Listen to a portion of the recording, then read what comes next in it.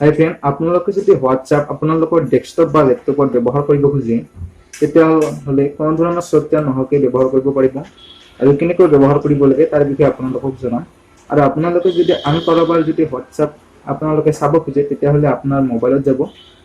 মোবাইলত ক্ৰমত যাই কিনে আপোনালোকে ডেস্কটপ মুড কৰিলেও এনেকুৱা ধৰণৰ কৰিব পাৰি সো বলক ভিডিঅ'টো আৰম্ভ কৰোঁ প্ৰথমতে আপুনি আপোনাৰ ডেস্কটপত গৈ যিকোনো এটা ব্ৰাউজাৰ ওপেন কৰিব তাৰ পিছত আপোনালোকে তাত সাৰ্চ কৰিব হোৱাটছআপ এপ বুলি মই সাৰ্চ কৰিম হোৱাটছআপ এপ বুলি তাৰ পিছত আপোনালোকে দেখিব যে প্ৰথমতে হোৱাটছআপ এপ বুলি যিটো লিংক আছে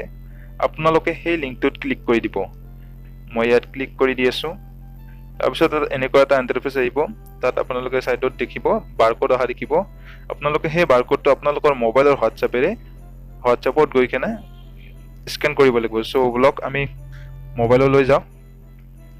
এয়া মোবাইলত আহি কেনে প্ৰথমতে হোৱাটছআপটো ওপেন কৰি লব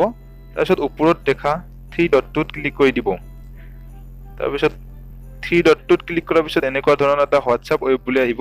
তাত আপোনালোকে ক্লিক কৰিব তাৰ পিছত এনেকুৱা ধৰণৰ এটা স্ক্যান কৰিব আহিব তাৰ পিছত স্ক্যান কৰি দিব ডেস্কটপত গৈ কেনে তাৰ পিছত ডেস্কটপত এনেকুৱা ধৰণে অলপমান লোডিং হ'ব লোডিং হোৱাৰ পিছত আপোনালোকে দেখিব আপোনাৰ হোৱাটছআপটো ইয়াত ডেস্কটপত ওপেন হ'ব এই আমাৰ এতিয়া ওপেন হৈ গৈছে এইটো মোৰ হোৱাটছআপটো আছে সো আপোনালোকে যদি তেনেকুৱা কৰিব খুজে কোনো ধৰণৰ ছফ্টৱেৰ নোহোৱাকৈ কৰিব পাৰে আজিলৈ ইমানেই ধন্যবাদ